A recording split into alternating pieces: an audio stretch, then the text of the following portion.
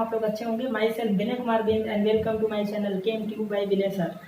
तो dear student, आज के सेशन में हम लोग बात करेंगे मेटल्स एंड नॉन मेटल। आपके 10th क्लास में केमिस्ट्री में metals and non metal chapter का एक इम्पॉर्टेंट टॉपिक, जो कि बच्चों को थोड़ा डाउट रहता है इसमें किस तरह से यहाँ पर रिफाइनिंग किया जाता है। तो इस टॉपिक में हम लोग समझेंगे किसी भी इम्प्योर मेटल को प्योर मेटल में किस तरह से कन्वर्ट किया जाता है इलेक्ट्रोलाइटिक मेथड से। ठीक है, तो पूरा कॉन्सेप्ट हम यहाँ पर सीखेंगे, क्योंकि ये जो टॉपिक है ये इम्पॉर्टेंट है। 4 मार्क्स में आपके 10th क्लास में बोर्ड में पूछ लेते हैं, इसलिए ये टॉपिक को समझना बहुत ही ज़्यादा जरूरी है। ठीक है, तो टॉपिक का नाम क्या है? Electrolytic refining of copper. हम यहाँ पर आपके बुक में भी दिया है, कॉपर मेटल को हमें इम्प्योर कॉपर को प्योर कॉपर में कन्वर्ट करना है। तो अगर आप बोर्ड में क्वेश्चन आ गया कि इम्प्योर मेटल को प्योर मेटल में किस तरह से इलेक्ट्रोलाइटिक मेथड से प्यूरिफिकेशन करते हैं, तो वो आप कॉपर का एग्जांपल लेके उसको एक्सप्लेन कर सकते हैं। तो वही हम लोग आज समझेंगे। तो सबसे पहले ये जो इलेक्ट्रोलाइटिक मेथड है, इसमें हम और कौन कौन से मेटल पे अप्लाई कर सकते हैं, सबसे पहले उन मेटल का नाम जान लेते हैं। क्योंकि आपके बोर्ड में 1 मार्क्स में क्वेश्चन आ सकता है कि हम इलेक्ट्रोलाइटिक मेथड से और कौन से मेटल को प्यूरिफाई कर सकते हैं, तो उन मेटल का नाम जानना जरूरी है। तो उसको पॉइंट पे यहाँ पे नोट कर लेते हैं। Many metals such as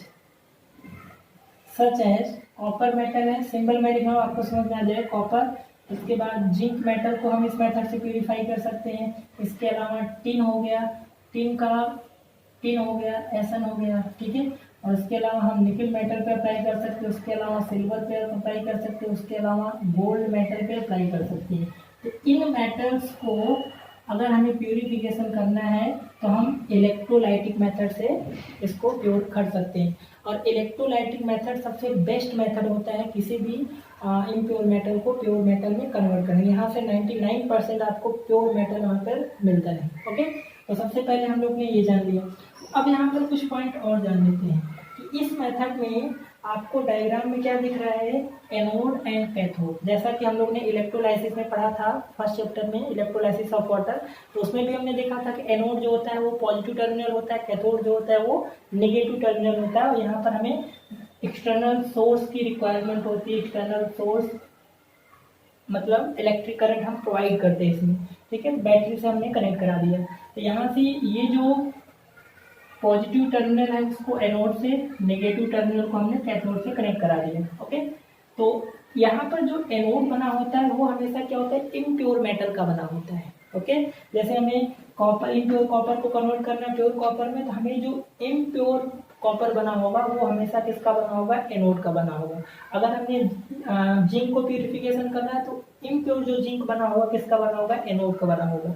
और इम्प्योर मेटल को ही क्रूड मेटल बोलते हैं। मतलब यहाँ पे इम्प्योर कॉपर लिया तो हमने क्या लिख दिया, क्रूड कॉपर। ठीक है, और जो प्योर होगा वो हम उसी मेटल का प्योर यहाँ पर इलेक्ट्रोड में कैथोड ले लेते हैं। ठीक है, क्यों ऐसा करते हैं, क्योंकि अगर हम कोई अदर मेटल लेंगे, जैसे सपोज हमने मान लो सपोज आयरन ले लिया, तो आयरन के ऊपर जाके कॉपर डिपोजिट होगा, तो वहां से भी उसको सेपरेट करना होगा। और अगर हमने कॉपर का ही ये पूरा बना दिया और कॉपर ही जाके डिपोजिट हो रहा था, आसानी से हमें कोई दिक्कत नहीं आएगी।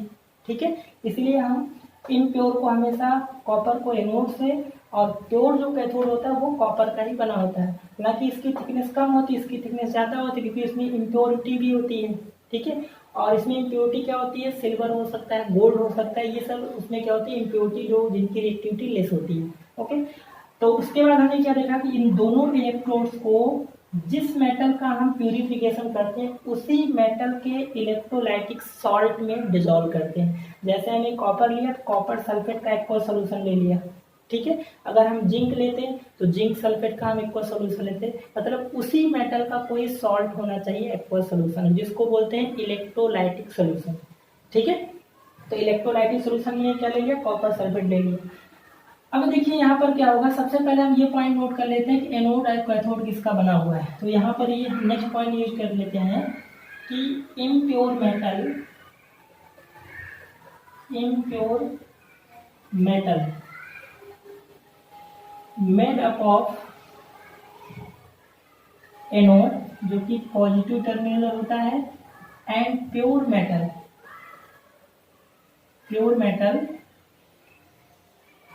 Made up of cathode. ठीक है, तो एक एक पॉइंट इंपॉर्टेंट है, आपको अगर 4 मार्क्स में आ जाए ये पॉइंट है और जो मैं बता रहा हूँ वो लिख दोगे तो आपके फुल मार्क्स वहाँ से उस क्वेश्चन से आपको मिल जाएंगे। ठीक है, तो हमने ये सीख लिया एनोड किसका बना होता है और कैथोड किसका बना होता है। तो चलो नेक्स्ट पॉइंट है कि हमने जो दोनों इलेक्ट्रोड लिए हैं वो किस में डिजोल्व किए हैं। तो यहाँ से थर्ड पॉइंट उसी के लिए है, both electrodes are dipped into electrolytic solution of same metal। ठीक है, जिस भी मेटल का हम प्यूरिफिकेशन करें उसी मेटल का कोई हम इलेक्ट्रोलाइटिक सॉल्यूशन ले लेते हैं। ठीक है, ये 3 पॉइंट्स हो गए इसके बेसिक से। अब हम बात करेंगे इसके वर्किंग प्रिंसिपल की, जो कि इम्पोर्टेंट है कि ये काम कैसे करता है। ठीक है, तो नेक्स्ट हेडिंग हम यहाँ पे डालेंगे working principle.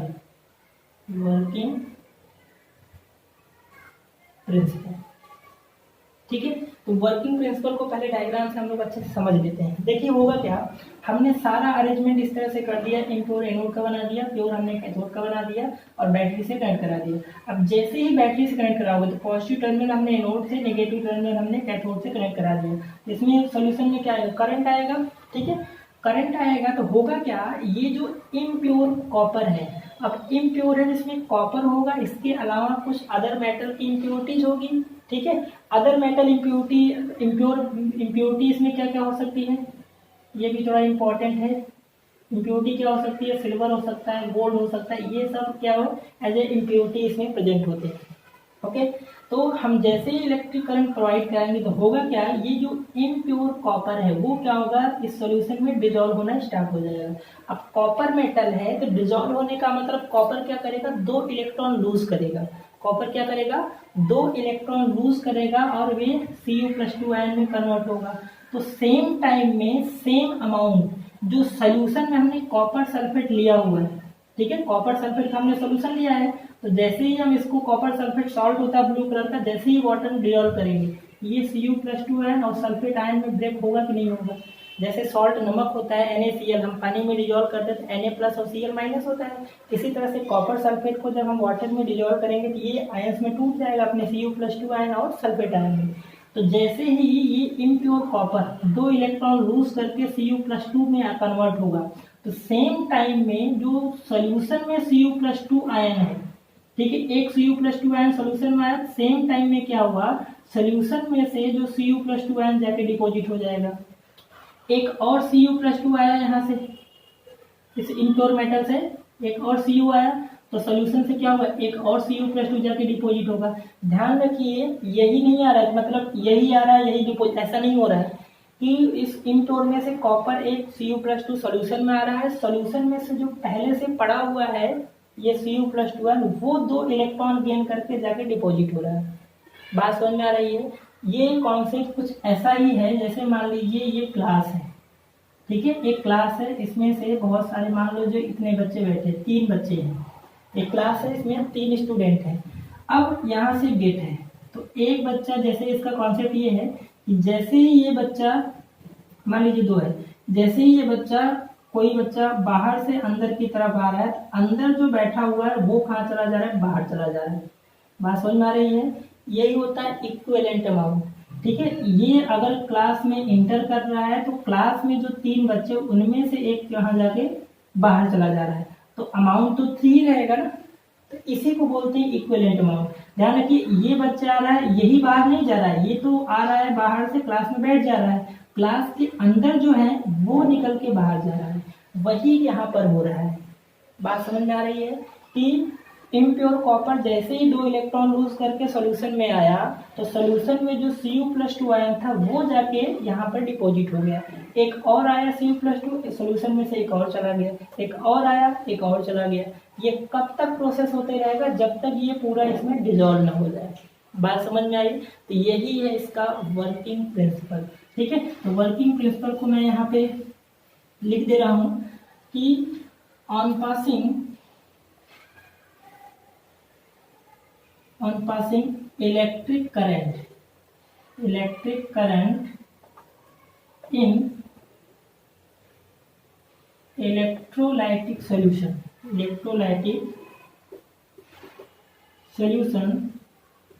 then impure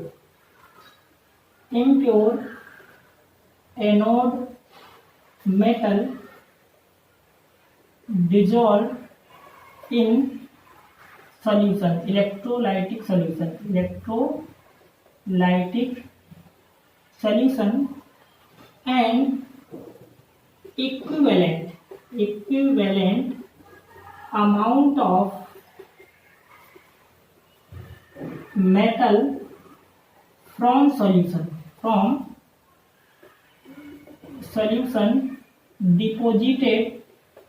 deposited on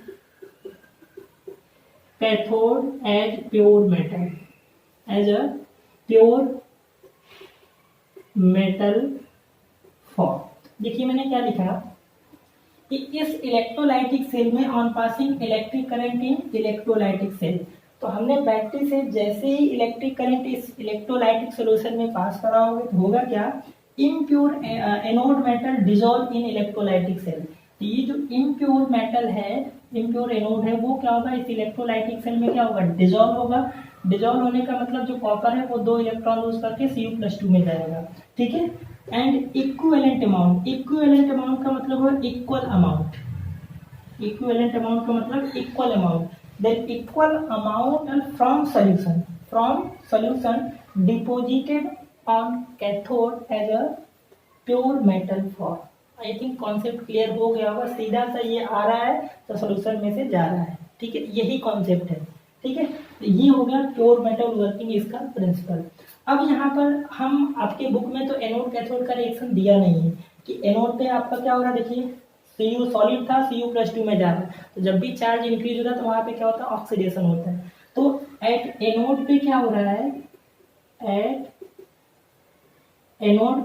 है, देखिए ध्यान से, एनोड पे क्या हो रहा है, जो कॉपर है, कॉपर जो सॉलिड इम्प्योर है, ठीक है, वो क्या कर रहा है, 2 इलेक्ट्रॉन लूज करके Cu+2 में जा रहा है। यही तो हो रहा है, इम्प्योर जो कॉपर था सॉलिड वो 2 इलेक्ट्रॉन लूज करके Cu+2 में जा रहा है। तो सेम टाइम में एट कैथोड पे क्या होगा, कि Cu+2 आयन जो सोल्यूशन में था, वो क्या करेगा, ये जो 2 इलेक्ट्रॉन रिलीज कर रहा है, यही 2 इलेक्ट्रॉन ये क्या करेगा, गेन करेगा और जाके Cu सॉलिड प्योर फॉर्म में जाके कैथोड पे डिपॉजिट हो जाएगा। तो ये हो गया एनोड का रिएक्शन, ये हो गया कैथोड का रिएक्शन। तो एनोड पे देखिए जब भी कोई प्योर मेटल होता है सॉलिड फेज में तो उस पर चार्ज हम 0 लेते हैं। यहाँ देखिए चार्ज क्या हो रहा है, 0 से +2 हो रहा है, तो यहाँ पे क्या हो रहा है, ऑक्सीडेशन। यहाँ पे देखिए +2 चार्ज था, यहाँ पे देखिए सॉलिड में चार्ज 0 है, चार्ज जब भी डिक्रीज हो रहा है तो क्या होता है, रिडक्शन। तो एनोड पे ऑलवेज ही क्या होता है, ऑक्सीडेशन, और कैथोड पे ऑलवेज क्या होता है, रिडक्शन। इस प्रोसेस में क्या हो रहा है, रेडॉक्स रिएक्शन हो रहा है, क्योंकि ऑक्सीडेशन भी हो रहा है, रिडक्शन भी हो रहा है। तो आई थिंक आपको अगर ये कॉन्सेप्ट एनोड कैथोड का भी रिएक्शन आप लिख देना, ओके। तो अब देखो लास्ट में यहाँ पर एनोड मड मैंने लिखा हुआ है। एनोड मड क्या होता है कि जैसे आपको अच्छे से पता है कि ये इम्प्योर कॉपर का बना है, तो इम्प्योर का कॉपर का मतलब इसमें कॉपर भी होगा, प्योर कॉपर भी होगा, इसके अलावा कुछ इम्प्योरिटीज होगी लाइक गोल्ड या फिर सिल्वर आपकी इम्प्योरिटी होगी। तो जैसे ही हम इसको इलेक्ट्रिक करंट ये इसमें डिजॉल्व होगा, तो ये इसमें जो इम्प्योरिटी होंगी, जो हैवी इम्प्योरिटीज होंगी, यहाँ पर क्या होंगी, सेटल डाउन हो जाएंगी, और जो लाइटर इम्प्योरिटी होंगी वो सोल्यूशन में ही घूमती रहेंगी। तो ये जो यहाँ पे इसी के बॉटम पे कलेक्ट होती है, क्योंकि एनोड से निकलती है, इसलिए इसको क्या बोलते हैं, एनोड मड, ठीक है। Impurity settle down at bottom, ठीक है, are known as anode mud because these impurity are obtain from anode, ठीक है, एनोड से निकलती है इसलिए इसको एनोड मड बोलते हैं। तो इसको हम यहीं पर डिफाइन कर लेते हैं, एनोड मड क्या होता है। एनोड मड क्या होता है, इम्प्योरिटी कौन कौन सी हो सकती हैं, सिल्वर या फिर gold, collected at bottom of anode are known as anode mud। ठीक है, बात समझ में आई। एनोड मड क्या होता है, जो इम्प्योरिटी कलेक्ट होती है कहाँ पर, बॉटम ऑफ एनोड और नोन एज एनोड मड। ठीक है, एनोड मड क्यों बोलते हैं ये भी आपको समझ में आ गया। तो ये कॉन्सेप्ट होगा। अगर आपने इतना मार्क्स लिख दिया तो आपको डायग्राम में देखिए, किसी भी अगर डायग्राम वाला कोई टॉपिक है तो डायग्राम सबसे इंपॉर्टेंट होता है। अगर डायग्राम आपने क्लियर बनाया है तो मतलब वो एग्जामिनर समझ जाएगा कि आपने अच्छे से, आपको ये कौन टॉपिक आता है और इसीलिए आपने डायग्राम अच्छे से बना लिया। डायग्राम अच्छे से बनाने का मतलब सब कुछ इसमें अच्छे से मेंशन होना चाहिए। ठीक है, तो बाकी ये कॉन्सेप्ट आपको नहीं भी याद है तो डायग्राम के आप देख के इसको अच्छे से पॉइंट को एक्सप्लेन कर सकते हो पॉइंट बाय पॉइंट। ठीक है, इसको कहानी की तरह नहीं लिखना है। जैसे मैंने पॉइंट लिखा है यहाँ पर 1 point 2 point 3 point basic point है, वर्किंग प्रिंसिपल, और उसके बाद यहाँ पर एनोड कैथोड का रिएक्शन लिख देना है और उसके बाद यहाँ पर एनोड मड को डिफाइन कर देना है। ठीक है, तो आई होप आपको कॉन्सेप्ट क्लियर हो गया होगा electrolytic refining of impure metal का। ठीक है, ये सबसे बेस्ट मेथड होता है किसी भी मेटल को प्योरिफिकेशन करने का। ओके, तो आई होप इसका मैं एक एक्सपेरिमेंट भी, इसका एक प्रैक्टिकल भी मैं इस वीडियो में ऐड कर दूंगा ताकि आपको उसका प्रैक्टिकली आप उसको देख के अच्छे से समझ जाओ। ठीक है, Electrolytic refining is a process of obtaining pure metal. The electrolyte has to be the salt of the metal which needs to be purified or refined. Here we are trying to refine copper, so the electrolyte taken is acidified copper sulfate. The anode is taken as a thick rod made up of impure copper. Cathode is made up of pure copper and it is taken in the form of a thin rod. When current passes, copper sulfate, that is the electrolyte, dissociates into copper ions and sulfate ions. At anode, copper atoms lose 2 electrons to the anode and change into copper ions. These copper ions come into the electrolyte. The copper ions from the electrolyte get attracted towards the cathode.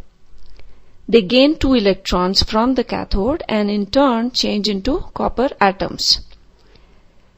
As more and more copper atoms get deposited on cathode, the cathode goes on becoming thicker.